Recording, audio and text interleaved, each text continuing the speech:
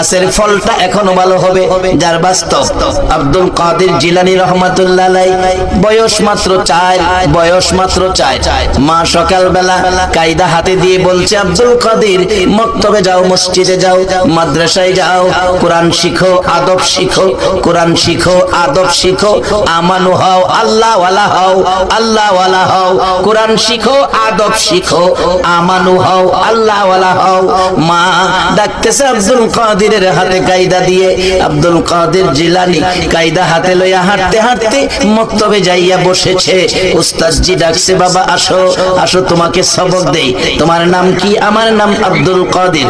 বাবা পড়ো আউযু বিল্লাহি মিনাশ শাইতানির রাজিম, বিসমিল্লাহির রহমানির রহিম। আব্দুল কাদের আউযু বিল্লাহ বিসমিল্লাহ শিখবে, উস্তাদজিকে আবারো শোনাবে। কিন্তু দেখা গেল আউযু বিল্লাহ বিসমিল্লাহ পড়ে থামলো না, আব্দুল কাদের সূরা ফাতিহা পড়তে শুরু করে দিয়েছে। উস্তাদ ডাকে, আব্দুল কাদের হুজুর বাধা দিয়েন না, পড়তে দেন, ভুল হইলে কইেন। সূরা ফাতিহা শেষ, সূরা বাকারার মধ্যে ঢুকে গেল। ও আব্দুল কাদের হুজুর বাধা দিয়েন না, ভুল হইলে কইেন। যাইতে যাইতে 1 পারা শেষ, 2 পারা, 3 পারা, 4 পারা, 10 পারা, 15 পারা, 16, 17, 18 চলছে। আব্দুল কাদের হুজুর বাধা দিয়েন না, আমি শেষ করি, ভুল হইলে কইেন। 18 পারা শেষ করে বলছে, হুজুর বলুন কোন ভুল হয়েছে কিনা। না রে বাবা, হুজুর এবার আমাকে 19 পারাই সবক দেন। উস্তাদ বলেন, সবক দিব পরে, আগে জানতে চাই গো বাবা, এই কোরআন শরীফ কোন মাদ্রাসায় পড়েছো? আব্দুল কাদের গাল বেয়ে বেয়ে চোখের পানি ছেড়ে দিলেন, হুজুর আমি অন্য কোন মাদ্রাসায় পড়ি নাই গো, আমি এমন এক গাছের ফল, আমার মা উম্মুল খয়ের ফাতেমা।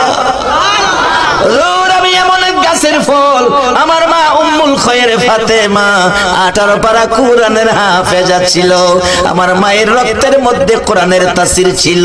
বাবা কার আরামের ঘুম হারাম করে এই নবী রেখে যাওয়া কোরআন সুন্নাহর পক্ষে বসে আছো, এই কোরআন সুন্নাহর পক্ষে দাঁড়িয়ে আছো।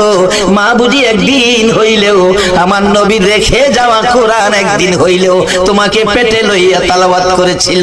ডাকতেছে ডাকতেছে, হুজুর আমার মার রক্তের মধ্যে কোরআনের তাসির ছিল। আমি যখন মার পেটে ছিলাম, মা কোরআন শরীফ পড়তো ঘুমানোর সময়, কোরআন পড়তো রান্না করার সময়, কোরআন পড়তো কাপড় ধোয়ার সময়, কোরআন পড়তো উঠান বাড়ি ঝাড়ু দেওয়ার সময়। হুজুর আমি যখন দুনিয়ায় এসেছি, আমার মা আমারে ঘুম পাড়াইতে যাইয়া ডান দিকে কাত হইয়া শুইয়া ডান স্তন আমার মুখে লাগাইয়া 9 পারা কোরআন শরীফ পড়তো। আজকে বিশ্ব জুড়ে মার খাও, বিশ্ব জুড়ে মুসলমানদের অধঃপতনের কারণ হলো এই নবী রেখে যাওয়া এই প্রটোকল আমরা ছেড়ে দিয়েছি। আজকে আমাদের দেশের মানুষ, মুসলমান সন্তানেরা হিরোইন খায়, মুসলমানের সন্তানেরা ফেন্সিডিল খায়, মুসলমানের সন্তানেরা গাঁজা খায়, মুসলমানের সন্তানেরা মাদক দ্রব্য ইনজেকশনের মাধ্যমে সেবন করে। বলুন এইগুলি কি হালাল না হারাম? জোরে বলুন। সত্য কথা গোপন করলে জবাব দিতে হবে আল্লাহর কাছে। বলুন এগুলি হালাল না হারাম? এগুলি তো মুসলমানের সন্তান কোনোদিন নিতে পারে না।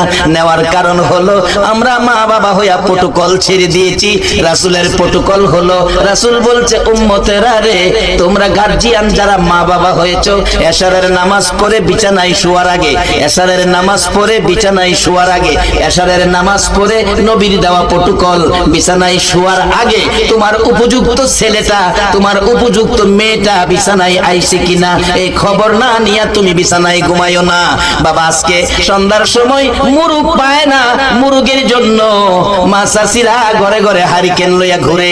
ছাগল হারাইছে, আমার বাবারা চাচারা ভাইয়েরা ছাগলের জন্য বাতি লইয়া বাড়ি বাড়ি ঘুরে। গরু হারাইছে, গরুর জন্য রাত্র 10টা পর্যন্ত বাতি লইয়া গরু তালাশ করে। গরু হারাইলে গরু তালাশ করলো, ছাগল হারাইলে ছাগল তালাশ করলো, মুরুগ হারাইলে মুরুগ তালাশ করলো। কলিজার টুকরা সন্তানরা রাত্র 10টা 11টা বাজে কই আছে কই না কোন খবর মা বাবা হইয়া নিল না। তাহলে কি মা বাবা মুরুগ গরু ছাগলের চাইতে কি সন্তানের দাম কমে গেল? উচিত ছিল সন্তান কোথায়? প্রটোকল বলছে এশারের নামাজ পড়ে তালাশ করো, কিন্তু মুরুগ হারাইলে তালাশ করে, গরু হারাইলে তালাশ করে, কথার খবর নাই। এই জন্য কি মুসলমান শান্তিতে আছে না অশান্তিতে আছে?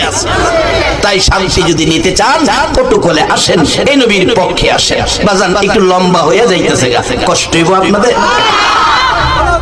বসেন। জীবনের একটা রাত যদি রাসূল প্রেমে আল্লাহকে খুশির উদ্দেশ্যে কোরআন সুন্নাহর পক্ষে কবুল হয়ে যায়, জীবনের একটা ভালো কাজেই জীবন সার্থক হয়ে যাবে। কিভাবে হবে আসতেছি সামনে। মহব্বতে আরো কয়েকবার জিকির পড়ুন, আল্লাহ আল্লাহ আল্লাহ।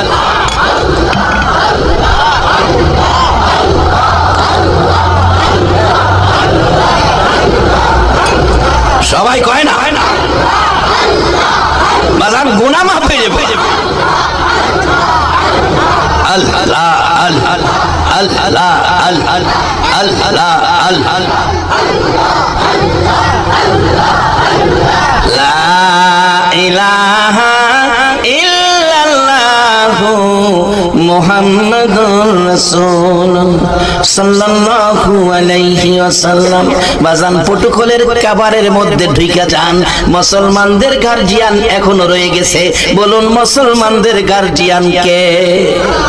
আস্তে কইলেন যে, আর আওয়াজ করে কোন বাবা। মনটা ভরে মহব্বতে একটা ডাক যদি আল্লাহর আরশে দিতে পারেন, হয়তো এই উসিলায় আল্লাহ আমাদেরকে মাফ করে দিবে।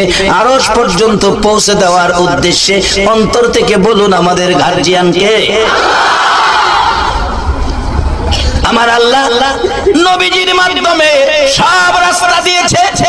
এই নবীকে পাঠাইয়া সব প্রটোকল আমাদেরকে বুঝিয়ে দিয়েছে। বলতেছিলাম প্রটোকলের মধ্যে কত শান্তি, কত বরকত। আব্দুল কাদের জিলানী বলছে, হুজুর আমার মা ডান স্তন আমার মুখে দিয়া 9 পারা কোরআন শরীফ পড়তো, আবার বাম দিকে কাত হইয়া বাম স্তন আমার মুখে লাগাইয়া 9 পারা কোরআন শরীফ পড়তো। এইভাবে 9 ডান দিকে 9 বাম দিকে 18 পারা কোরআন পড়ে পড়ে গো হুজুর আমার মা উম্মুল খয়ের ফাতেমা আমারে ঘুম পাড়াইতো। আমি ওই গাছের ফল কোরআন শুনতে শুনতে 18 পারা কোরআনের হাফেজ হইয়া গেছি। আর অহংকার দিনের মাসাসিরা সেই প্রটোকল জানে না, প্রটোকল বুঝে না বাবা। এই জন্য এমন একটা মাহফিল কায়েম করা দরকার। কারা রে বাবা আজকের মাহফিলের সদস্য? কারা এই সোনার সন্তান? কোন মা তোমাদের কি পেটে রাখছে রে বাবা? এতগুলো মানুষ আজকে কোরআনের পক্ষে এসেছে, এক মাজলিসে 60 বছর ইবাদতের নেকি পেয়ে গেছে। বাবারা এর বরকত কত। এই মাহফিলে আসার কারণ, এই মাহফিলে যদি প্রটোকল কোরআনের পক্ষে একটা মানুষ যদি কবুল হয়ে যায়, একটা মানুষ যদি কোরআনের পক্ষ লয়ে যায়, তোমাদের সকলের নাজাতের ফায়সালা হয়ে যাবে। বাবারা ভাইরা এই কোরআনের পক্ষে নাই। কোরআন পড়ে এখনকার দিনের মা চাচিরা ঘুম পাড়ায় না। ঘুম পাড়ায় নিজের কানে শুনেছি, বাচ্চা কোলে নিয়া ডিজিটাল যুগের মা চাচিরা বাচ্চারে ঘুম পাড়ায়। ঘুম পাড়া নির্মাসি বেশি মুদের বাড়ি এসো, খাট নাই পিড়ি নাই চোখ পেতে বসো। ঘরে বলে খাট নাই পিড়ি নাই চোখ পেতে বইতে। আচ্ছা কোনছে এমন ঘর আছে অনেক খাট নাই ঘর? মিছা কথা বললেই সে হাইতাছে। এইটা ভালোই খাট নাই পিড়ি নাই চোখ পেতে বসো ঘুম পাতায়। কুকুর চোখে ঘুম নাই ঘুম দিয়া যায়, বাটা ভরে পান দিব গাল ভরে খায়ো। কেমন খাওয়ানটা খাওয়াইতেছে দেখছি। আচ্ছা একটা সত্য কথা কইবেন, নপাড়াবাসী, নপাড়া তো আমাদের ভৈরবতে বেশি দূরের কথা না, এক বাসাই তো আমাদের। একটা সত্য কথা কইবেন, জীবনে কেউ দেখছেন বাটা বইরা পান দিলে গাল বইরা খাইয়া বাচ্চারে ঘুম পাড়ায়? কথাটা কি সত্য কইল না মিথ্যা কইল? এই সমস্ত মায়ের পোলা পানাইতো বড় হইলে বিয়াটা করাইলে মা বাবারও ভাড়াইয়া বাসা লইয়া না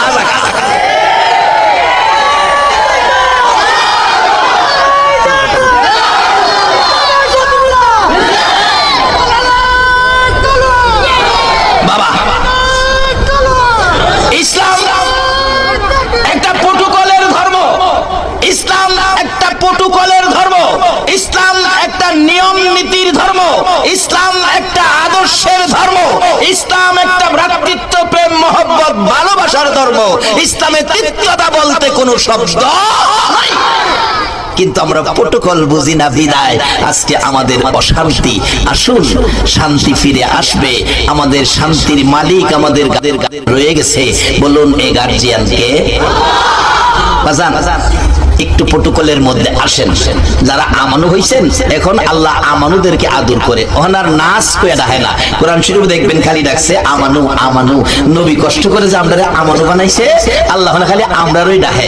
আমি যে তালাওয়াত করছিলাম, ইয়া আইয়ুহাল্লাযিনা আমানুর কাউ ওয়াসজুদু ওয়াবুদু রাব্বাকুম, আল্লাহ ডাকতেছে আমানু যারা আমানু, ও পৃথিবীর আমানু ইমানদার কালিমাওয়ালা আখিরি নবীর উম্মত, তোমরা রুকু সেজদার মাধ্যমে রবের ইবাদত করো। এরপরে বলছে আফআলুল খায়রা, ভালো কাজ করো। রুকু সেজদা করলে জান্নাত দিব এ কথা কয় নাই বাজান, এখানে আবার বাকি রাখছে, বলছে রুকু সেজদার মাধ্যমে রবের ইবাদতের পর ভালো কাজ করো আফআলুল খায়রা। বাজান ভালো কাজের মধ্যে মা বাবারে দেশে ফালাইয়া ছেলেটা ঢাকা বইরা তাহে মা বাবার খবর নেয় না, এই কাজটা কি ভালো না খারাপ? বাবা গ্রামের বাড়িতে ছেলেটা মেট্রিক পরীক্ষা দিব, পরীক্ষার ফর্ম ফিলআপের সময় শেষ, আজকে সময় শেষ। ছেলের শিক্ষক বলছে তোমার টাকা আজকেও দিতে পারলা না, তোমাকে তো পরীক্ষা দেওয়ার সুযোগ দেওয়া যাবে না, তোমার জন্য আর একটু সুযোগ দিলাম, কালকে 11টার মধ্যে তোমার টাকা দিতে পারলে তাহলে পরীক্ষা দিতে পারবা, না হয় তুমি এবার পরীক্ষা থেকে গ্যাপ, পরীক্ষা দেওয়া সম্ভব নয়। ছেলেটা বাড়িতে আইসা দুইটা চোখের পানি ছাড়ে আর কান্দে। বাবা সামনে দাঁড়াইছে, কলিজার টুকরা সন্তান রে, বল রে বাবা কেন কান্দোস? প্রয়োজনে তোর জন্য রক্ত বিক্রি করব। কত বাবা সন্তানের মায়াই গো রক্ত বিক্রি করতে চায়। আজকে সেই সন্তানের মা বাবার সাথে বেঈমানি চলে যায়। রোগটা কোথায়, কারণটা কি বাজান? আসেন জান্নাতে যদি যাইতে চান প্রটোকলের মধ্যে ঢুইকা যান, প্রটোকল ছাড়া গায়ের জোরে টাকার জোরে বাবা জান্নাতে যাওয়া যাবে না। নিয়মের ভিতরে নিয়মের মধ্যে আমরা জান্নাতি। রাসূল বলেছেন মান ক্বালা লা ইলাহা ইল্লাল্লাহু ফাদাখালাল জান্নাহ, যারা এই কালিমা পড়েছেন আল্লাহর কসম আপনারা সবাই জান্নাতে যাবেন। আপনারা কি জান্নাতে যাইতে রাজি আছেন কিনা? না এই পৃথিবীতে থাকবেন? যাওন লাগবো। এটা এমন এক দেশ, এদেশে আসার সিরিয়াল আছে, যাওয়ার সিরিয়াল নাই। যার বাস্তব আমার বাড়িতে আজ থেকে 14 বছর আগে আমরা 5টা ভাই, আমার বড় ভাই মারা গেছে, মা বাবা বেঁচে আছেন, আমরা বাকি 4 ভাই আছি। বড় ভাই মারা যাওয়ার পর বড় ছেলের সুগে সুগে আমার মা 6 মাসের মধ্যে স্ট্রোক করে মাও দুনিয়া থেকে বিদায়। আমার বড় এক ভাই আছেন, আমি, তারপরে 2 ভাই।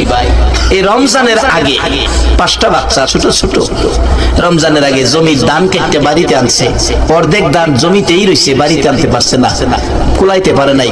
কালকে আনবে সিদ্ধান্ত, দান বিক্রি করব কি করব হিসাব কিতাব করছে। রাত্র এশারের নামাজ পড়ছে, চাটা খাইয়া এসে ঘুমাইছে। 11:30টার দিকে আমার ছোট ভাইয়ের ঘরে কান্নার আওয়াজ, বাচ্চাদের। দৌড়ায় গেলাম, যাইয়া দেখি বাচ্চাদের মুখে এতিমের নিশান। আমার ভাইটা চোখ বন্ধ করে আছে, তার বড় বাচ্চাটা বাবার গায়ে ধরে ধাক্কাইতেছে, বাবা কথা কও না, বাবা কথা কও। একবার ডাক দিলি 2-3বার জবাব দিছো, আজকে কেন কথা কও না? আমি আমার ছোট্ট ভাইটা মাথায় হাত দিয়ে দেখি আমার ভাই দুনিয়ার থেকে বিদায় হয়ে গেছে। 12:30 স্ট্রোক করে দুনিয়ার থেকে বিদায়। 5টা বাচ্চা ঘরের মধ্যে আজকে এটি। বাবারে যদি সিরিয়ালে যাওয়া হতো, আমার বড় আরেকজন আছে, আমি এরপরে এমন এক দেশে থাকি আসার সিরিয়াল আছে, যাওয়ার সিরিয়াল নাই। তাই বাবা বসে কবে কার ডাকাইসা যায় বলা যায় না। একটু প্রটোকলের মধ্যে আসেন। আজকে আমাদের দেশের ইঞ্জিনিয়াররা দেখছি বিল্ডিং বানাইতেছে, বিল্ডিং এ লাগতো 20 টন রড, এটার মধ্যে 2 টন বাড়াইছে 22 টন। আমি জিজ্ঞাইলাম ইঞ্জিনিয়ার সাহেব পাশের বিল্ডিং 20 টন, এটা 22 টন কেন? হুজুর এখন জাহি মারে, জাহি। জাহি চিনেন তো? জাহিটারে কি কয়? ভূমিকম্প। ভূমিকম্প। হুজুর এখন ভূমিকম্পের যুগ, রড বাড়াইতে হইব বিল্ডিং বাঁচাইতে গেলে, বিল্ডিং বাঁচাইতে গেলে রড বাড়াইতে হইব। আমি গেলাম, ইঞ্জিনিয়ার সাহেব খুব খুশি হইলাম, বিল্ডিং বাঁচাইতে রড বাড়াইছেন, এবার বিল্ডিং এর মালিক বাঁচাইতে কি বাড়াইবেন কোন? আপনাদের কাছে দিলাম বিচারটা। বিল্ডিং বাঁচাইতে ইঞ্জিনিয়ার রড বাড়াইছে, বিল্ডিং এর মালিক বাঁচাইবার কোন জিনিস বাড়াইয়া দেওয়ার ক্ষমতা কোন ইঞ্জিনিয়ারের আছে কিনা? বাবা এই চিন্তা পড়লে আগিলার মুরব্বীরা কাঁদছে। ও মিচামিচি কাটাইলাম জিন্দিগি, বলুন মিচামিচি কাটাইলাম জিন্দিগি, চোখে দেখা হারাইলাম বন্দিগি, হাইরে চোখে দেখা হারাইলাম কার বাবা রে কার বাগর কার বা কি কার বাবা আরে কার বাগ কার বাকি অন্ধকার কবরে হবে বসতি, হাইরে অন্ধকার কবরে হবে এই দুনিয়া মুসাফির খানা জানো না,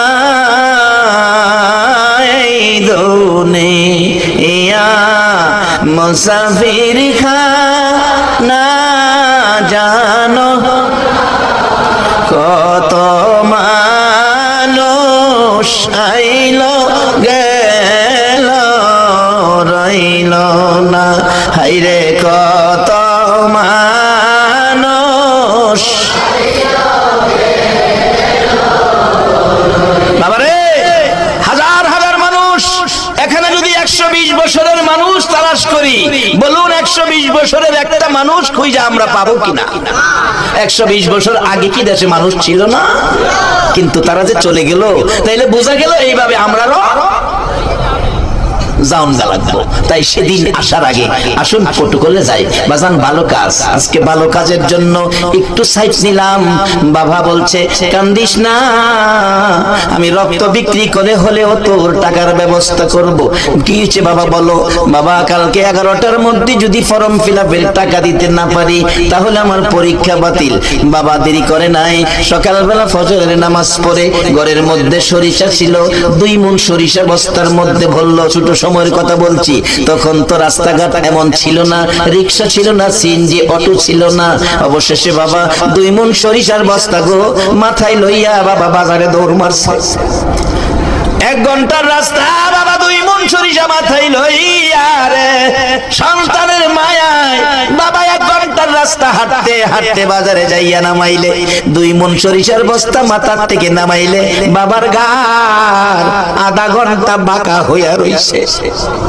এই কষ্ট করে বাবার ওষুধ, এই কষ্ট করে সরিষা বিক্রি করে বাড়িতে আইসে দৌড়াইয়া 11টার আগে টাকা স্কুলে পৌঁছতে হবে, এই টাকা দিয়ে দিল। স্কুলে পৌঁছলো, পরীক্ষা দিল, বেচারা metric first, inter first, degree first, masters first, চাকরি পাইছে। ঢাকা বাসা করে থাকে বিবি বাচ্চা লইয়া। মাসে মাসে মা বাবার খরচের জন্য 5,000 টাকা পাঠাই। বাবা টাকাটা লইয়া চোখের পানি ছাড়ে, আবার লঙ্গি দিয়া, তখন গামছাও কিনতে পারছে না, লঙ্গি দিয়া বাবা চোখের পানিটা মুছছে।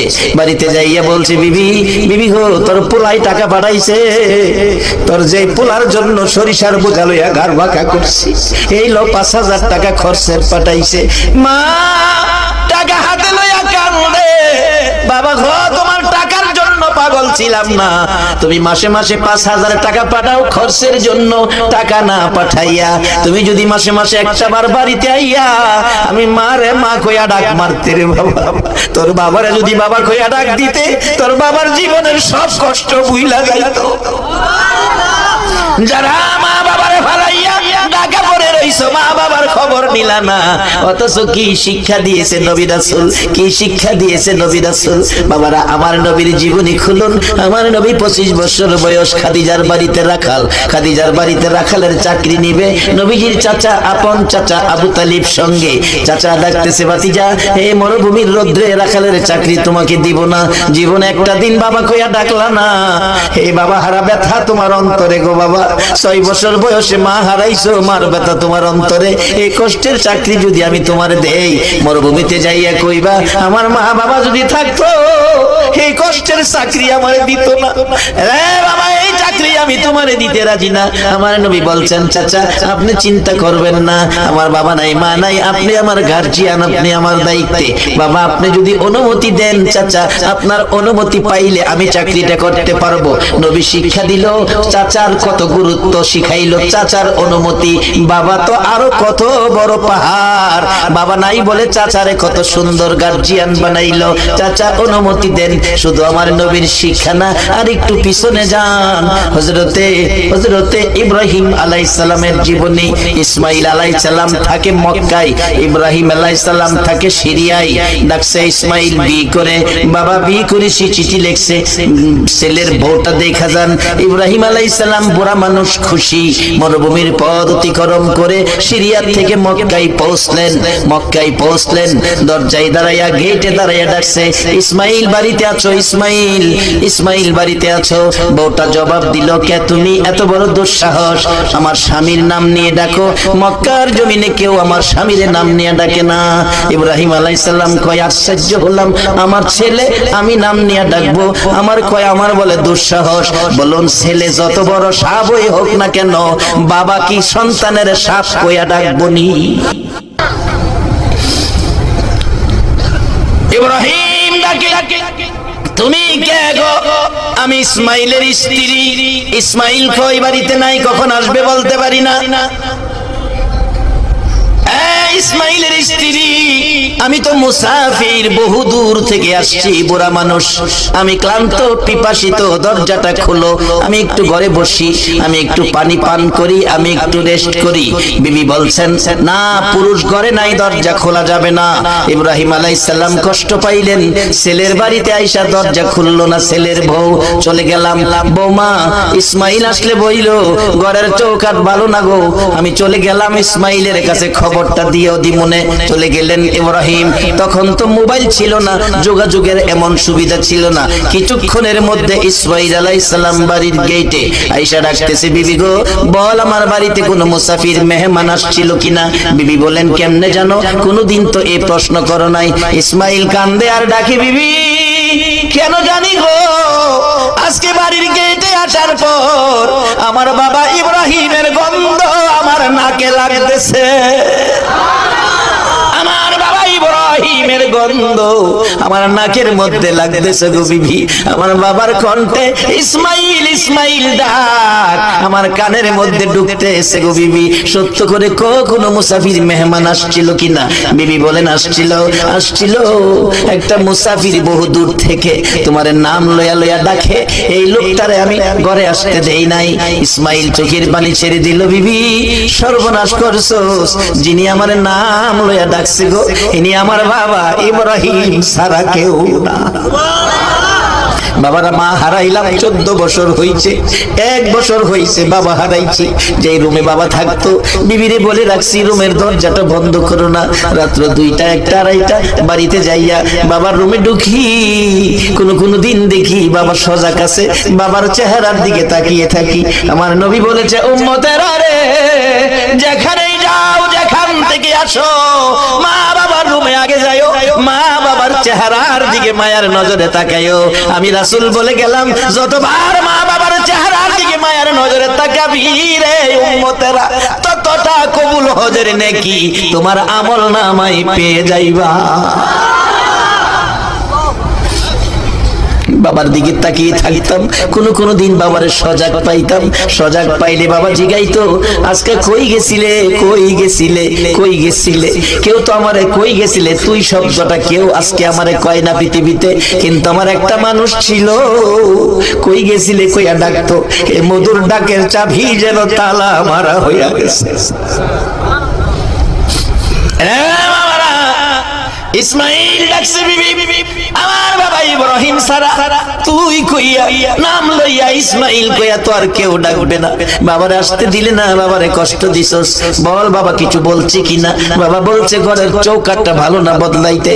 ইসমাইল আলাইহিস সালাম বলেন, আমার বাবা বলেছে চৌকাঠ না গো বিবি, তোর ব্যবহার ভালো না। যাও তুমি যাও। বাবাকে খুশি করার জন্য চৌকাঠ বদলাইছে, বাবা এই জন্য ভালো স্ত্রীকে বদলায়েন না। এটা কিন্তু ইসলাম না, ইসলাম না। ইসলাম বলছে স্ত্রীকে মায়া করতে হবে। বৈরব থেকে একটা মেয়ে আপনাদের নোয়াপাড়ার বউ হয়ে আসছে, সাথে কাউরে আনে নাই, বংশের কাউরে আনে নাই, একেবারে অসহায় মহিলাটা আপনার ভালোবাসায় আপনার বাড়িতে বউ হয়ে আসছে। এটারে মাইরেন না, এটারে কষ্ট দুঃখ দিয়েন না, ছোটখাটো অপরাধ ক্ষমা করে দিয়েন। রাসূল বলেছে তোমার আমলে জিহাদের নেকি দেওয়া হবে। কিন্তু মা বাবার সাথে বেয়াদবির সার দেওয়া যাবে না। এখানে সার নাই।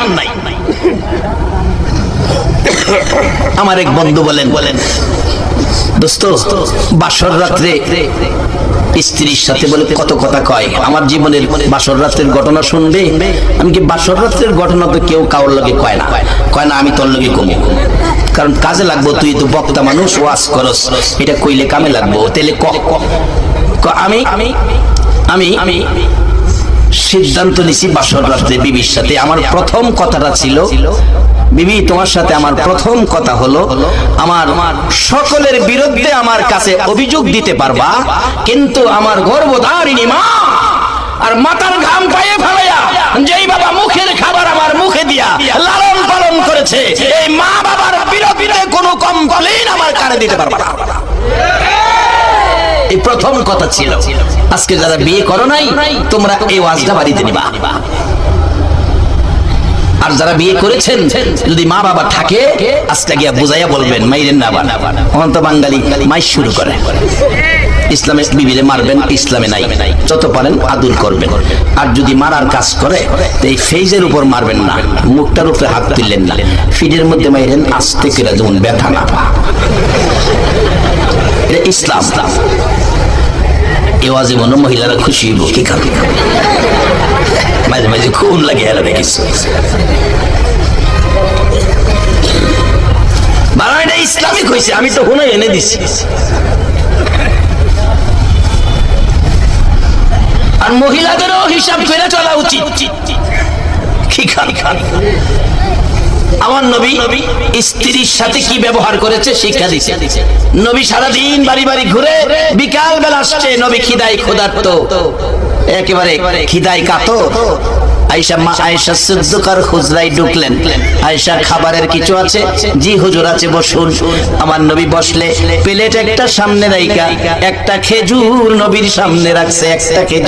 একটা খেজুর সামনে দিলে কি বোঝা যায় আরো কি ঘরে খেজুর আছে কিনা? একটা খেজুর ঘরে আছে, একটা খেজুর সামনে। আমার নবী ভাবলেন পেটে খুব খিদা, খেজুর একটা, এক গ্লাস পানি সামনে। এখন একটা খেজুর হয়তো আর খেজুর নাই, আমি যদি পুরাটা খাই তাহলে আয়েশা না খায়া থাকবে। আমার নবী খেজুরটাকে, একটা খেজুরকে দুই ভাগ করলেন। অর্ধেক খেজুর নবী খায়া, অর্ধেক খেজুর মা আয়েশার জন্য রাইখা পানি খায়া চলে গেলেন। মা আয়েশা ভাবলেন আমি তো বাড়িতে থাকি, কষ্ট করি না, আমার নবী মানুষের ঘরের দুয়ারে দুয়ারে সারাদিন ঘুরে, আবার যদি রাতে আমার ঘরে আসে গো, নবী যদি খাবার চায়, খাবার যদি না দিতে পারি, ও মা মেয়ে লোকেরা, নবীর বিবি আয়েশা সিদ্দিকা স্বামীকে কত ভালোবাসতেন। এই ভালোবাসা যদি তোমার মধ্যে স্বামীর প্রতি আয়েশা যায়, মা আয়েশার সাথে তোমার হাসর নসিব হইয়া যাইব। মা আয়েশা সিদ্দিকা অর্ধেক খেজুর খাইলেন না, রেখে দিলেন রাত্রে। গভীর নবী আয়েশা ডাকে, আয়েশা দরজা খুলো, দরজা খুলে দিলেন। আয়েশা রে পেটে খিদা, খাবারের কিছু আছে কিনা? হুজুর আছে, বসুন। প্লেট সামনে রাইখা একটা খেজুর অর্ধেক ছিল, অর্ধেকটা খেজুর সামনে দিয়া মা আয়েশা গ্লাস পানি পাশে দিয়া দাঁড়াই আছে। আমার নবী খেজুরের দিকে তাকায়, আবার আয়েশার দিকে তাকায়। নবীজি গাল বেবে চোখের পানি ছাড়ছে। রে আয়েশা, অর্ধেক খেজুর তোমার জন্য রেখেছিলাম, তুমি কি খাও নাই রে আয়েশা? মা আয়েশা বলেন, ইয়া রাসূলুল্লাহ, আপনি উম্মতের মায়ায় বাড়ি বাড়ি ঘুরেন, কষ্ট করেন গো নবী। আমি আয়েশা ঘরে থাকি, না খাইয়া কষ্ট করলেও আমার কোনো অসুবিধা হবে না। ইয়া রাসূলুল্লাহ, খান গো নবী, আপনি খাইয়া পানি খাইয়া ঘুমান, না হয় আপনার চোখে ঘুম আসবে না। নিজে না খাইয়া স্বামীরে খাওয়াইতো, এই শিক্ষা দিল ইসলাম। আর স্বামীকে বলেছে স্ত্রীর গায়ে হাত দিবা না, স্ত্রীকে আদর করো, ছোটখাটো অপরাধ ক্ষমা করে দাও, তোমার আমলে জিহাদের নেকি দাও।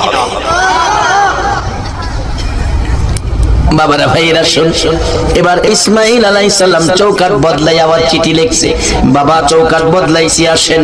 সিরিয়ার থেকে রওনা হলেন, এবারে চৌকাট দেখবে। বিবি সাহেরা সামনে দাঁড়াইছে, স্বামী কই যান? বুড়া মানুষ, এত দূর মরুভূমির পথ অতিক্রম করে কষ্ট করবেন, ছেলের বউ দরজা খুলে না, আমি তোমারে যেতে দিব না। ইব্রাহিম আলাইহিস সালাম গাল বেয়ে বেয়ে চোখের পানি ছাড়ছে।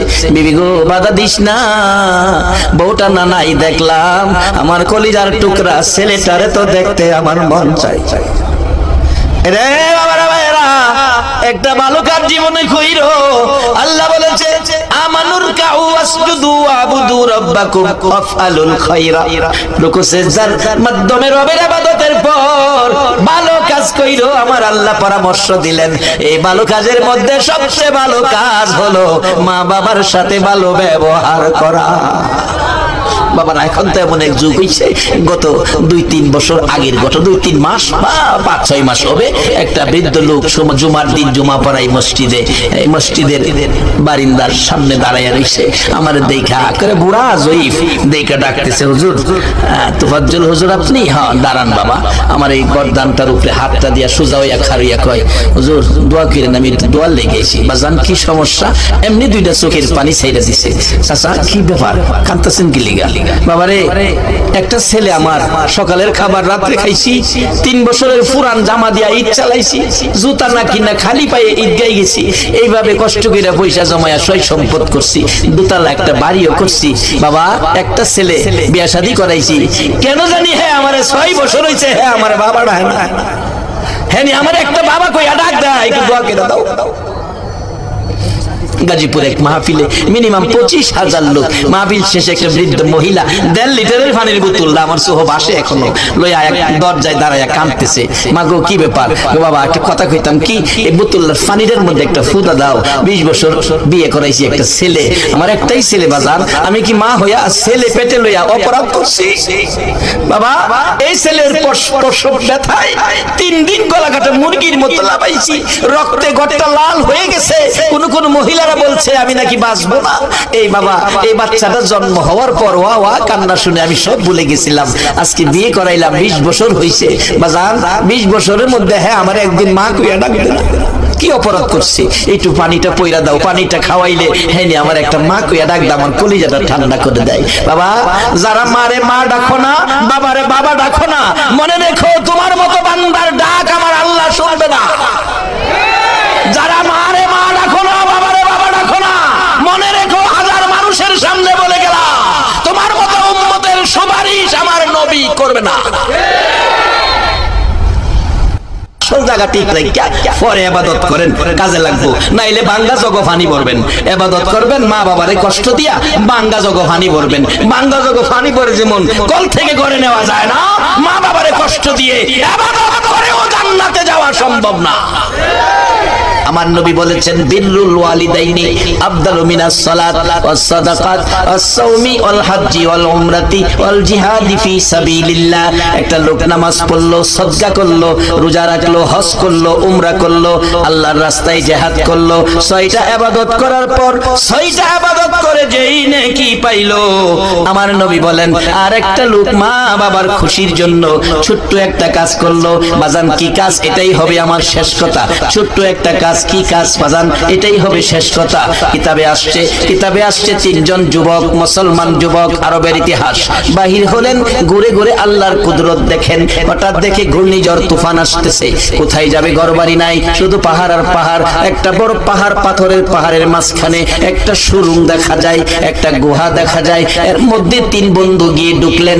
3 বন্ধু ঢোকার পর উপর থেকে ভীষণ তুফান, বড় একটা পাথরের খণ্ড তুফানে ছুটাইয়া দিলে গড়ায় গড়ায় আস্তে আস্তে এই গুহার মুখের মধ্যে আইসা পড়ে গেছে। গুহার মুখের মধ্যে আইসা পড়ে গেছে। আনুমানিক তুফান শেষ হইছে মনে করে তিন বন্ধু ধাক্কাইতেছে খোলার জন্য।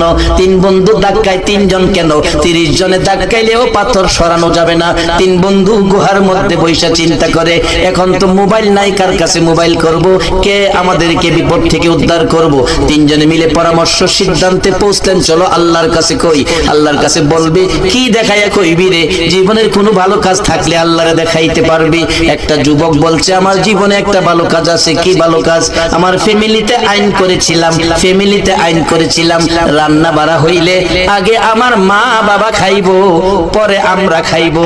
এই আইনটা যদি আল্লাহর কাছে পছন্দ হয়ে থাকে, রে বন্ধুরা, রাত্রে বাড়ি গিয়া দেখি বিবি বাচ্চা বসে আছে, মা বাবা ঘুমিয়ে আছে, বাচ্চাগুলো কাঁদতেছে। জিজ্ঞেস করলাম, ওই যুবক বলতেছে, বিবি গো, বাচ্চাগুলো কাঁদে কেন?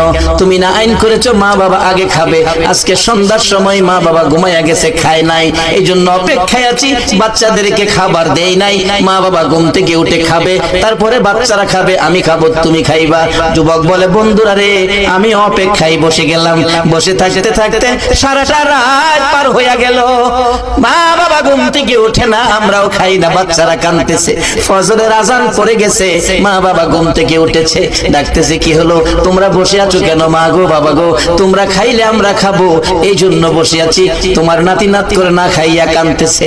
মা বাবা খুশি হলেন। বাবা, এই মা বাবা খুশি হইয়া হাত বাড়াইয়া ডাকে, আল্লাহ গো, কেমন কলিজার টুকরা সন্তান পাইলাম, সারাটা রাত বসে রইলো, আমরা খাই না বিদায় খাইলো না, আমরা খুশি, তুমি আল্লাহ খুশি হও। এই মা বাবার সাথে ভালো ব্যবহার করা বলুন দরকার আছে কিনা? বাবা, কেন ভালো ব্যবহার করবেন না? এটাই হবে আমার শেষ কথা। ছোট কালে, আজ থেকে 40 বছর আগের কথা বলছি, তখন গ্রামের মানুষ গরিব অবস্থায় ছিল, এখন তো অবস্থা ভালো হয়ে গেছে। বাড়ি 10 বাড়ি 15 বাড়ি মিললেও একটা কুরবানির গরু পাওয়া গেছে না। বড় বড় গরু যদি কেউ আনছে, ছোট সময় গিয়ে লাইন ধরে গিয়ে দেখছি, গরু দেখছি, কত সুন্দর গরু। এই গরু দেখে আইসা কত গরিব সন্তানেরা মার কাছে বলছে, মাগো, এমন একটা গরু যদি বাবা আনতো, কুরবানি দিত, আমরা গোশত খাইতাম। বাবা শুই না, ঈদের দিন সকাল বেলা চোখের পানি ছেড়ে দিছে, কুরবানির গরু কিনবো কোত্থেকে, চাউল কিনার পয়সা নাই। নামাজ শেষ করে এসে বাবা ডাকতেছে, বিবিরে, বিবি গো, একটা ব্যাগ দে। ব্যাগ লইয়া বাবা একবারে শহরের কিনারে চলে গেছে। মিল ফ্যাক্টরির আশেপাশে যারা বড় বড় গরু কুরবানি দেয়, তাদের বাড়ির কাছাকাছি গিয়ে ঘরের দুয়ারে দাঁড়ায়া এতিমের মতো হাত বাড়াইয়া ডাকছে, রে ভাই, 2টা টুকরা গোশত দে, আমার সন্তানেরা খাবে। বাবা সারাদিন ব্যাগ লইয়া ঘরে ঘরে ঘুরে 5-7 কেজি গোশত লইয়া বাড়িতে আইসা বলছে, বিবি রান্না কর, এই গোশত আমার নিজ হাতে সন্তানের খাওয়াইব। মা আমেনা বলেন, যেদিন আমার শিশু নবী দুনিয়ায় আসবে, রাত্র 3টার দিকে আব্দুল মুত্তালিব বলেন, খবর পাইলাম আকাশে আমার নাতি হবে রে, নাম হবে মুহাম্মাদুর রাসূল। এই খবরটা পাই আব্দুল মুত্তালিব একটা চিৎকার মারছে, আমার নাতি হইছে রে। দৌড়াইয়া আমেনার ঘরের দরজাটার সামনে দাঁড়াইয়া ধাক্কাইতেছে, আমেনা রে, দরজা খুলে দে, আমার এতিম নাতিটারে আমার কুলে উঠাইয়া দে, আমি আমার নাতিরে 2 গালে চুমাবো। আমার নাতি এতিম রে, বাবা নাই, কে আদর করবে? ভিতর থেকে উম্মে আইমান ডাকতেছে, আব্দুল মুত্তালিব, আপনি কি পাগল হয়ে গেছেন? আপনার নাতি হবে না নাতিন হবে, আপনি কিভাবে জানেন? এখনো সন্তানাদি দুনিয়ায় আসে নাই। আমেনা ঘুমিয়ে আছে। সুবহানাল্লাহ। আমার তোমার আমার মা বাচ্চা হলে ওয়া ওয়া করে কান্দে, হাউ মাউ করে কান্দে, পানি খায়, মাথায় পানি দেয়। এবার উম্মে আইমান বলেন, আব্দুল মুত্তালিব গো, আমেনা ঘুমায় আছে, কোনো খবর পাইছি না। আমার আল্লাহ বলেন, ফেরেশতারা রে, আমার বন্ধু মারে যেন কষ্ট না দেয় রে, আমার বন্ধুর মারে ঘুম পাড়াইয়া রাখ, আমি আল্লাহ কুদরতি ভাবে আমার বন্ধুকে প্রসব করাইব। যদি কুদরতি ভাবে না হইতো, নবীর গোসল লাগে না কেন? আল্লাহু আকবার কর না। এই নবীকে চিনা দরকার আছে কিনা? আছে। আমার আল্লাহ কয়, ফেরেশতারা রে, আমার বন্ধুরে ঘুম পাড়ায় রাখ, আমার বন্ধুর মা আমেনাকে ঘুম পাড়ায় রাখ। আমি আমার বন্ধুকে কুদরতি ভাবে বাহির করব, এমন কুদরতি ভাবে বাহির করব রে, আমার বন্ধুর গোসলের প্রয়োজন হবে না। তাই আরে নবী, মায়ারে নবী দুনিয়াতে আসবে। দাদা আব্দুল মুত্তালিব দরজায় দাঁড়ায় কান্দে, এই উম্মে আইমান দে আমার কুলে উঠাইয়া দে। উম্মে আইমান বলেন, এখনো সন্তানাদি হয় নাই, ছেলে হবে না মেয়ে হবে কিভাবে জানি, এখনো তো কোনো সন্তান আসে নাই। আমেনা তো ঘুমিয়ে আছে, কোনো খবর পাইতেছি না। হঠাৎ করে আব্দুল মুত্তালিব বলেন, তোমরা কি খবর পাও নাই নাতি যে হবে রে? আমার নাতির খবর আমি আকাশে পেয়েছি। আব্দুল মুত্তালিব বলেন, আমি শুনেছি আকাশে রহমতের ফেরেশতারা আমার নাতির প্রেমের গান গায়। ও আব্দুল মুত্তালিব, তুমি কি পাগলামি করতেছো? কই তোমার নাতি? তোমরা খবর পাও না? আমি খবর পাইছি, আকাশে গান শুনেছি, আকাশেতে লক্ষ তারার জোনাগে জ্বলেছে। বলুন, আল্লাহ তাআলা রহমতেরই দুয়ার খুলেছে। হায় রে, আল্লাহ তাআলা রহমতেরই দুয়ার খুলেছে। উম্মে আইমান, আমি আকাশের মধ্যে আমার নাতির আগমনের গান শুনেছি। দরজাটা খুলে দে, একটু সবুর করুন, ভাবে বোঝা যায় এখনই বুঝি এসে যাবে সন্তান। একটু পরে উম্মে আইমান বলেন, আমি দেখি একটা পূর্ণিমার চাঁদ উদয় হয়ে গেছে। মা আমেনা বলেন, আমি দুইটা হাত বাড়াইয়া আমার শিশু সন্তান শিশু নবীকে কোলে নেওয়ার পর আমি দেখি যে আসনের মধ্যে গো এই অতিথি ছাড়া আর কেউ বসতে পারে না। বলুন, আমেনার কোলে আমার নবী ছাড়া আর কেউ বসতে পারছে কিনা? আমার আল্লাহ বলেন, পৃথিবী প্যান্ডেল, মক্কা নগর স্টেজ, আমেনার কুল আসন বানাইলাম রে, এই আসনে কেউ বসতে পারবে না। আমার নবীকে কোলে নিয়ে যখন মা আমেনা বসে গেছে, মা আমেনা বলেন, আমি দেখি দুইটা পাহাড়ের একত্রিত হয়ে গেলে খানায়ে কাবা পাহাড়ের নিচ দিয়া আমার শিশু সন্তানের সেজদা জানাইতেছে। শুধু খানায়ে কাবা নয়, আমি দেখি রে মক্কা নগরীর পাহাড়গুলো আমার ঘরের চারিপাশে ঘুরতেছে, রহমতের ফেরেশতারা চারদিক ঘুরতেছে আর গুনগুন করে গান গাইতেছে। তোরা দেখি যা আমিনা মায়ের কোলে, তোরা দেখি যা আমিনা মায়ের কোলে, এলো আল্লাহর হাবিব 12 রবিউলে, এলো আল্লাহর হাবিব 12 রবিউলে, তোরা দেখি যা আমিনা মায়ের কোলে, তোরা দেখি যা আমিনা মায়ের কোলে। মায়া আমেনা বলেন, আমার কুলে রাহমাতাল লিল আলামিন পূর্ণিমার চাঁদ, ফেরেশতাদের গুনগুনি। আমি আমার সন্তানের দিকে বারবার তাকাইয়া দেখি আমার সন্তান কেমন, তাকাইয়া দেখি গোসলের দরকার ছিল না। আমার নবী আমার শিশু সন্তানের পরনের মধ্যে জান্নাতি পোশাক ছিল, আমি মা হইয়া শরম জাগা দেখি নাই। এই নবীরে চিনো গো, এই নবী ব্যতীত বিপদ উদ্ধার হবে না। মা আমেনা বলেন, কোলের মধ্যে নিয়ে বসে থাকি, আমার প্রাণ ঠান্ডা হয়ে যায়। মক্কা নগর আনন্দের ঢেউ খেলতেছে, খানে কাবা পর্যন্ত খুশিতে নাচতেছে নবীরে পাইয়া। এখন আপনারা নবীরে পাইয়া খুশি না বেজার? খুশি। আমরা নবীরে ভালোবাসি, বলুন কার নির্দেশে?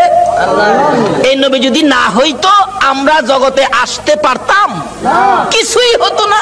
আল্লাহ পাক আমাদেরকে বুঝাইতে চাই, আসুন নবীজি দুনিয়াতে আইসা গেছে রাহমাতাল লিল আলামিন নবী, একের পর এক বয়স হতে চলছে। বাবা দুনিয়ার থেকে বিদায়, দেখেই নাই নবী, মা দুনিয়ার থেকে বিদায়, এখন নবী অসহায়, দাদার কাছে দাদাও দুনিয়ার থেকে বিদায়। কি যে অবস্থা হয়ে গেল, নবীজি রাস্তায় এতিম চুপ করে দাঁড়াইয়া দাঁড়াইয়া কান্দে। আল্লাহ কয়, বন্ধু গো, আমি তোমাকে এতিম হতে দেই নাই, যদিও তুমি এতিম, কিন্তু এতিমি অবস্থাটা বুক করতে তোমাকে দেই নাই। ফাযালিকাল্লাযী ইয়াদুল ইয়াতীম,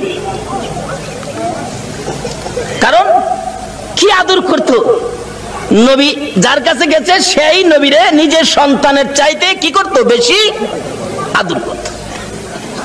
যেদিন আব্দুল মুত্তালিব দুনিয়া থেকে বিদায় হবে, সকল ছেলেদেরকে ডাকতেছে, তোরা আমার নাতিরে কে নিবে? আইছে আবুল আহাব, আব্বা আপনার নাতি, মা নাই বাবা নাই, কি করবেন? আমারে দেন। নবীজির দাদা কয়, আবুল আহাব রে, তোরে দিতাম না, আমার এই নাতির কদর তুই বুঝতে না। তাহলে বোঝা গেল আগেও একটা বাঘ আসিল, নবীরে চিনেন না মানুষ, কেডা আগে থেকেই বাঘ হইছে। আবুল আহাব তুই আমার নাতির ইজ্জত বুঝতে না। আইছে আমির হামজা কনা তুমিও না, এভাবে সবাই আইছে, কেউ দিল না, সবাই শেষে আইছে নবীজির আপন চাচা আবু তালিব। আবু তালিব পাশে দাঁড়ায়, আব্বা সবারই তো ফেরত দিলেন, আপনার নাতি দিলেন না, অনকে আপনার নাতি কি আপনি কবর লয়ে যাবেন? নাইলে আমারে দেন, আমি লালন পালন করব। একটা চিৎকার মারছে আব্দুল মুত্তালিব, চোখের পানিগুলি জর্জর করে ছেড়ে দিছে। আবু তালিব অপেক্ষায় ছিলাম রে, কোন সময় তুই হাত বাড়াবি। আমি জানি আমার এতিম নাতির কদর তুই ছাড়া কেউ বুঝবে না। এখন নবীর উম্মত হইলে মাফ করবে নাকি না হইলে?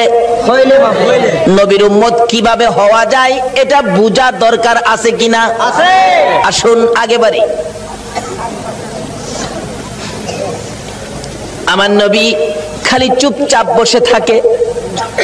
দাদা ডাকতেছে আব্দুল মুত্তালিব, কেনিবি নবীর আপন চাচা আবু তালিব হাত বাড়াইছে, দেন। আবু তালিব রে, আমি অপেক্ষায় আসলাম, তুই কোন সময় হাত বাড়াবি? না না, আমার নাতিরে দিয়ে গেলাম। আবু তালিব নিজে কষ্ট করে গো আমার নবীরে কষ্ট দেয় না। নিজে যদি এক ওয়াক্ত খানা নাও খায়, আমার নবীর খানার বন্ড কম দেয় না। নিজের সন্তানেরা যদি নাও খায়, আমার নবীর খানা ঠিক আছে, অর্থাৎ আমার নবীরে কষ্ট দেয় না। অভাবী সংসার কিতাব বলে আরব দেশে অভাব, তখনকার সময় অভাব ছিল। নবীজি চাচা আবু তালিবের ঘরে কিন্তু অভাব। আবু তালিব ভাবতেছে বাতিজাটা আমার ঘরে, অভাবের জন্য কি করবো, আচ্ছা একটা ব্যবসার সফর দিয়ে আসি, শেষ বয়স, বুড়া বয়স, কিন্তু 70-72 জনের একটা কাফেলা করে ব্যবসার উদ্দেশ্যে বাহির হবে। কিন্তু নবীজিরে কয় না, নবীজির বয়স তখন 13 বছর। বলুন কত বছর? দুনিয়ার বয়স নবীজির 13। কিন্তু বাতিজারে না জানায়া চুপচাপ যাইব গা, কারণ বাতিজা তো খালি চাচার দিকেই থাকে বেশিরভাগ।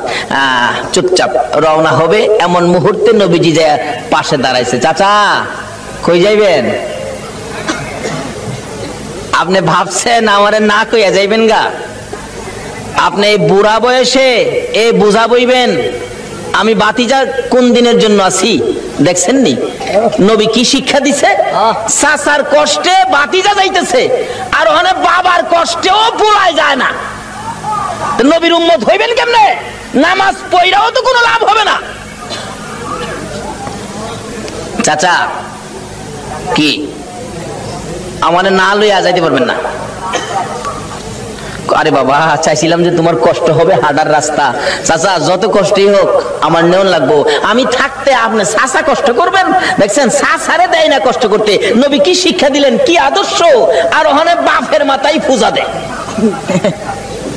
বিশ্ব নবী জন্ম নিলেন মায়া মেনার কুলে, আল্লাহ সারা মাবুদ নাই রে ধর্ম দিলেন খুলে। শক্তিশালী আরব জাতি বিরোধ ছিল যারো, টিকলো না তার গুণের কাছে আল্লাহ সহায় যারো। অস্ত্র সারা যুদ্ধ করে, অস্ত্র সারা যুদ্ধ করে, অস্ত্র সারা যুদ্ধ করে দুনিয়া করলো জয়। তাই তো আজি মানবে দানবে মোহাম্মদ নাম লয়। আসুন আলোচনার সংক্ষেপ, রাত্র গভীর হয়ে গেছে, দোয়া হয়ে যাবে, অল্প একটু সময় বসুন। দয়ার নবী মায়ার নবী কি শিক্ষা দিলেন? নবী আল্লাহ পাইতে গেলে ট্রান্সমিটার হলো নবী। এই নবী ব্যতীত আল্লাহর সাথে সম্পর্ক করা যাবে না। যাই হোক, এবার নবীর শিক্ষা। নবী বলেন চাচা আমারে থুইয়া যাইবেন? আমারে থুইয়া পারতেন না, আমি যামুর লগে কি করব? একেবারে নাসুর বান্দা যাই বই লগে রওনা হইছে। যাইতে যাইতে যাইতে যাইতে ওদিক দিয়া বহিরা নামে এক পাদ্রী তাওরাত জাবুর ইনজিল কিতাবে পাইছে। 13 বছর বয়সে আখিরি নবী। সুবহানাল্লাহ কন্যা। 13 বছর বয়সে আখিরি নবী চাচা আবু তালিবের সঙ্গী হইয়া এই পথে ব্যবসার কাফেলার সাথে আসবে। এই তাওরাত জাবুর ইনজিলের মধ্যে খবর পায়া এই পাদ্রী রাস্তার কিনারে মুসাফির খানা করছে। মুসাফির খানা কইরা কোন মুসাফির আইলেই ডাইকা নিয়া নিয়া খাওয়া গিয়ে দেহে কিতাবটা লয়ে যা। আখিরি নবী এরকম নমুনা, এরকম আকৃতি, বাবার নাম এই, মার নাম এই, চাচার সাথে আইবো, এই বয়স 13 বছর বয়সে নাই তো, হ্যাঁ তো নাই, দেখা যা খাওয়ায় বিদায় দে। পাদ্রী এইভাবে খাওয়াইতে খাওয়াইতে সারা সম্পত্তি শেষ করে ফেলছে। রাত্রে বসে বসে কান্দে, আকাশের মালিক আমার কি মনের আশা পুরা হবে না, সব শেষ করে দিলাম আখিরি নবীরে দেখবার জন্য। সুবহানাল্লাহ করনা। পাদ্রী হইয়া নবীর জন্য পাগল গো, উম্মত হইয়া নবীর পাগল হইলাম না। তাওরাত জাবুর ইনজিল কিতাব ম্যাপ লইয়া বসে আছে। হঠাৎ শেষ বয়স, বুড়া হয়ে গেছে, সই সম্পত্তি শেষ, গরিব হয়ে গেছে, খালি কান্দে কবে আসবে আমার মনের আশা কি পুরা হবে না। হঠাৎ দেখে আবু তালিবের কাফেলা আসতেছে। ওই তার বাড়ির পাশে গাছতলায় ক্লান্ত হয়ে বসছে। রেস্ট নিবেন একটুখানি, ক্লান্তি দূর করবেন, গাছের নিচে মালামাল রেখে বসলে আব্দুল মুত্তালিব তার শেষ ছেলে আব্দুল্লাহর বড় ছিল আবু তালিব। আবু তালিব বলতেছেন তোমরা সবাই বসো। এমনি সময় খবর পাঠাইলেন, পাদ্রী দেখো তো কাফেলাটা কোত্থেকে আসছে। এই কাফেলার দিকে তাকাইলে কেন জানি রে আমার মন শান্তি লাগে। আমার সঙ্গীরা জিজ্ঞেস করে দেখ এই কাফেলাটা কোত্থেকে আসছে। মনে হয় মক্কার থেকে আসছে। কাফেলার সাইজে কয় এরা মক্কাবাসী। জিজ্ঞেস করলেন আপনারা কোত্থেকে আসছেন? মক্কা থেকে। ব্যবসার উদ্দেশ্যে যাবেন? সর্দারকে? সর্দার হলো আবু তালিব। আপনি সর্দার খবর দিলেন, একটা সর্দার পাইছি, মক্কার কাফেলা আসছে। আমার নবীকে বলতেছেন এই তোমরা সবাই ক্লান্ত, রেস্টে থাকো। আমার নবী মুরব্বীদের কাছে বসলো না, সবাই গাছতলায় বসছে। আমার নবী 13 বছর বয়স, সবচেয়ে কম বয়সী ছিলেন কাফেলার মধ্যে। আমার নবী মুরব্বীদের কাছে বসলো না। ও বাবা যুবকেরা, আমার নবী কি শিক্ষা দিয়ে গেলেন? নবীজি দূরে যাইয়া একটা মরা গাছের নিচে বসছে। বলুন কোন গাছের নিচে? আরো জোরে কোন? আমার নবী একটা মরা গাছের নিচে যাইয়া বসছে। মুরব্বীদের পাশে বসে নাই, মুরব্বীদের কাছে নবী আসে নাই। কেন? মুরব্বীরা বয়স বেশি, মুরব্বী তাদের কাছে, আমি বাচ্চা মানুষ কেমনে যাব? অহংকার দিনের ছেলেরা, তরুণেরা, যুবকেরা চার দোকানে যাইয়া মুরব্বীরে কোনি মারে।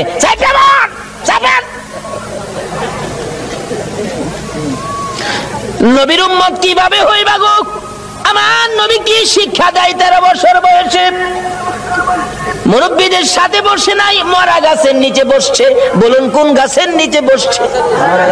মরা গাছের নিচে আমার নবী বসে আছে। একটু পরে মরা গাছ কান্দে, মাবুদ রে তোমার বন্ধু দি আমার বাড়িতে আসছে। যে নবী পাইয়া মরা গাছ কান্দে। আল্লাহু আকবার কান্না। আমরা জীবিত হইয়া কি করলাম? মৃত ঘাস কাঁদতেছে, প্রভু গো ও আমার আল্লাহ তোমার বন্ধু দি আমার বাড়িতে, আমি যে মৃত, আমার প্রাণ নাই। বিশ্বাস হয়নি মরা গাছ যে কান্দে? বিশ্বাস হয়নি? তাহলে মদিনায় যান, হজ করতে যারা গিয়েছেন, একটা জায়গার নাম লেখা আছে উস্তুনে হান্নানা। আমার নবী যেদিন মসজিদে নববী পাকা ছিল না, একটা খেজুর গাছের মধ্যে হেলান দিয়ে খুতবা দিতেন। যেদিন মিম্বর পাকা হয়েছে গো, ওই শুকনা খেজুরের গাছ উঠায় ফেলাইয়া দিলে আমার নবী খুতবা দিবে। আমার নবী শুনে কে যেন এতিমের মতো কান্দে। রাসূল বলেন সাহাবীরা রে কে কান্দে? আমার বড় মায়া লাগে রে সাহাবীরা। খুঁজে দেখে কেউ কান্দে না, না আমার কানে আওয়াজ আসতেছে। একজন সাহাবী বলেন হুজুর শুকনা মরা খেজুরের গাছ কান্দে। খেজুরের গাছটুকুন আমার নবীর সামনে হাজির করে দিলে আমার নবী ডাকতেছে, এরে উস্তুনে হান্নানা, তুমি তো মৃত, শুকনা, তুমি কাঁদতেছো, কি দুঃখ, কি ব্যাপার? উস্তুনে হান্নানা খেজুরের গাছ জবাব দেন, ইয়া রাসূলুল্লাহ আমি বড় ব্যথা লইয়া কান্দি। শুকনা মরা খেজুরের গাছ নবী চিনে গো, উম্মত হইয়া নবী চিনলাম না। সাহাবীরা আশ্চর্য হয়ে যায়, ইয়া রাসূলুল্লাহ, শুকনা মরা খেজুরের গাছ কিভাবে কান্দে? দেখো তোমরা শুনো, এই শুকনা মরা মৃত খেজুরের গাছ আমি নবীর প্রেম আর ভালোবাসায় কান্দে। কেন কান্দো? হুজুর কান্দি মনে বড় দুঃখ। কি দুঃখ? আজকে মিম্বর পাকা হওয়াতে আমি খেজুরের গাছ আপনি নবীর কাছ থেকে দূরে সরে গেলাম। হুজুর আপনার বিরহর আগুন সইতে পারি না, হুজুর ঘর সইতে পারি না। আমার নবী দুইটা হাত বাড়াইলেন, ও খেজুরের গাছ শোন, আমি তোমার জন্য দোয়া করে দেই, তুমি আর কান্দো না। আমি নবী যদি দোয়া করে দেই, তুমি একটা জীবিত খেজুরের গাছ হইয়া যাইবা। সুবহানাল্লাহ। বলুন, আমার নবীর দোয়ায় মৃত গাছ জীবিত হইবে কিনা? আমার নবী ডাকতেছে, রে উস্তুনে হান্নানা, আমি নবী দোয়া করে দিলে তুই মৃত একটা জীবিত খেজুরের গাছ হয়ে যাবি। উস্তুনে হান্নানা কয়, না, এই দোয়া চাই না। তাহলে শুন, দোয়া চাই না এই কথা কইস না, আমি দোয়া করে দিলে কিয়ামত পর্যন্ত হায়াত পাইবি। এই দোয়া চাই না। শুন, ওহ করিস না, তোর মধ্যে খেজুর থাকবে 12 মাস, খেজুর কমবে না। এই দোয়া চাই না। রে উস্তুনে হান্নানা, আমি নবী বরকতের দোয়া করে দিব, তোর খেজুরের গাছ থেকে কিয়ামত পর্যন্ত সমস্ত পৃথিবীর উম্মতেরা খেজুর খাইব রে। আমি নবীর দুয়ার বরকতের খেজুর কমবে না। উস্তুনে হান্নানা বলে, হুজুর না না, আমি এই দোয়া চাই না। তাহলে তুমি কি দোয়া চাও, তোমার মুখ থেকে শুনি। উস্তুনে হান্নানা কান্দে, হুজুর আপনি নবী যেই জান্নাতে থাকবেন, আপনি নবী যেই বিছানাটাই শুইবেন, ওই জান্নাতের পাশে আমি একটা খেজুর গাছ হইয়া আমি সব সময় আপনি নবীরে দেখতে চাই। খেজুর গাছ হইয়া নবী দেখতে চাই। নবীর পাগল হয়, উম্মত হইয়া নবীর পাগল হইতে পারলাম না। দয়ার নবী, মায়ার নবীর প্রেমের ভালোবাসায় নবীজি মৃত গাছের নিচে বসলে মৃত গাছ কাঁদতেছে, প্রভু গো আমার প্রাণ দাও না, তোমার বন্ধুরে খেদমত করব। সঙ্গে সঙ্গে মৃত গাছ জীবিত হইয়া যায়। গাছে ডাকতেছে, প্রভু গো আমার মধ্যে ফুল দাও, পাতালতা দাও। পাতালতা বেরিয়ে গেছে। হুজুর আমার মধ্যে ফল দাও। আমার আল্লাহ ফল দিয়ে দিলেন। ডাকতেছে গাছ, হুজুর মৃত ছিলাম, আপনার প্রেমে জীবিত হলাম। যে নবীর প্রেমে মৃত গাছ জীবিত হয়, এ নবীর ভালোবাসায় কি পুরস্কার পাওয়া যাবে কিনা? কর ডাকতেছে, হুজুর আপনার প্রেম ভালোবাসায় জীবিত হলাম, ফলের ব্যবস্থা করলাম। হুজুর ফল খান। হুজুর আমি আপনার খেদমতে হাজির হলাম, ফল খান। খাই হুজুর আমার জন্য আরো বরকতের দোয়া করুন। এদিক দিয়ে ঘটনা চলছে, ওদিক দিয়া পাদ্রী ডাকতেছে, নিয়ে আসো মক্কার কাফেলা নিয়ে আসো। এখন মালামাল পাহারা দেওয়ার জন্য দিয়ে গেলেন নবী রাহমাতাল লিল আলামিন। বাবা মোহাম্মদ, তুমি মালের পাহারায় থাকো, কারণ তুমি আলামিন, তুমি সত্যবাদী, তোমাকে সবাই বিশ্বাস করে, তুমি থাকো। আমরা যাই। পাদ্রী ডাক দিছে, ঘরের ভিতরে দিয়ে বসাইছে, সবাই বসেন, খানার ব্যবস্থা করেন। পাদ্রী কিতাবটা নিয়ে আইছে। তোমরা কি মক্কার কাফেলা? হ্যাঁ। মক্কার কাফেলা? হ্যাঁ। কতজন তোমরা? 72 জন। এখানে কতজন? 71 জন। আরেকজন কই? আরেকজন মাল পাহারা দেয়। আচ্ছা তোমরা দাঁড়াও, খানা দিও না, খানা দিও না, রাখো। এই কাফেলার প্রধান কে? দাঁড়াইছে আবু তালিব, আমি প্রধান। তোমাদের সাথে আরো কেউ বাকি আছে? হ্যাঁ, আমার একটা ছেলে আছে, আমার ছেলেটা মাল পাহারা দেয়। তোমার ছেলের নাম কি? আমার ছেলের নাম মোহাম্মদ। পাদ্রী দুইটা চোখের পানি জর্জর করে ছেড়ে দিছে। আবু তালিব রে, কই রে তোর মোহাম্মদ?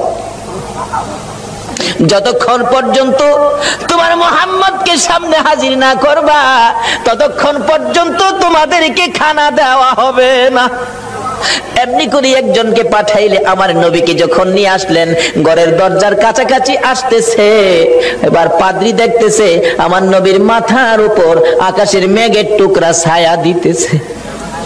একটা চিৎকার মারছে, মাউত পাইছি গো, আখিরি নবী পাইছি।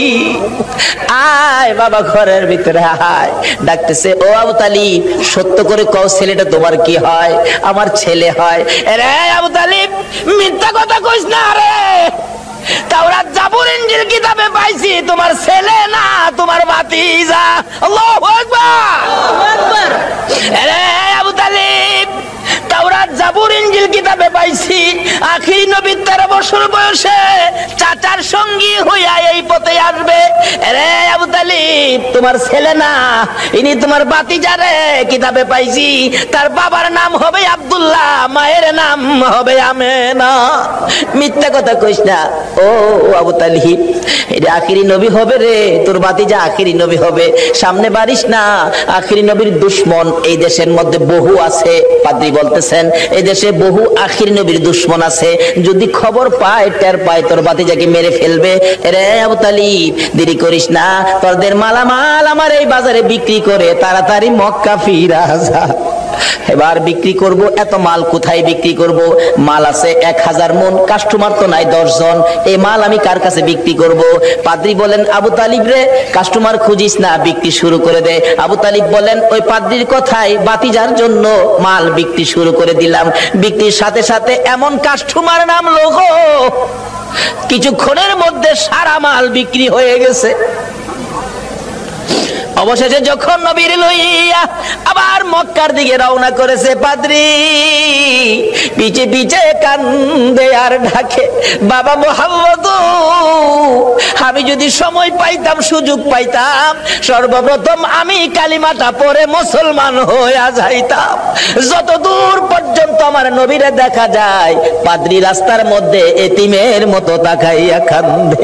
আজকে পাদ্রী হইয়া, খ্রিস্টান হইয়া আমার নবীর চিনলো, আমরা নবীর উম্মত হইয়া নবী চিনলাম না। বলতেছিলাম আবু তালিব বাড়িতে যাইয়া ভাতিজাকে ঘরের মধ্যে নিয়ে বসাইয়া হিসাব করতেছেন ব্যবসা কেমন হলো। আবু তালিব বলেন আজকের এই সফরের মধ্যে এই নবীর বরকতে এত ব্যবসা হয়েছে, জীবনে আর কোনো দিন এত ব্যবসা হয় নাই। বলতেছিলাম এই নবীকে চিনতে পারলে শান্তি হবে, এই নবীকে চিনে নামাজে গেলে নামাজ কবুল হবে, এই নবীর পক্ষে যাইয়া আল্লাহর কাছে হাত বাড়াইলে আমার আল্লাহ ডাক কবুল করবে, কোনো বিপদ থাকবে না, কোনো জাই ঝামেলা থাকবে না, অশান্তি থাকবে না। দলাদলি করবেন না, নবীর পক্ষে আসুন, নবীর পক্ষ ছাড়া আর কোনো পক্ষ যাইবেন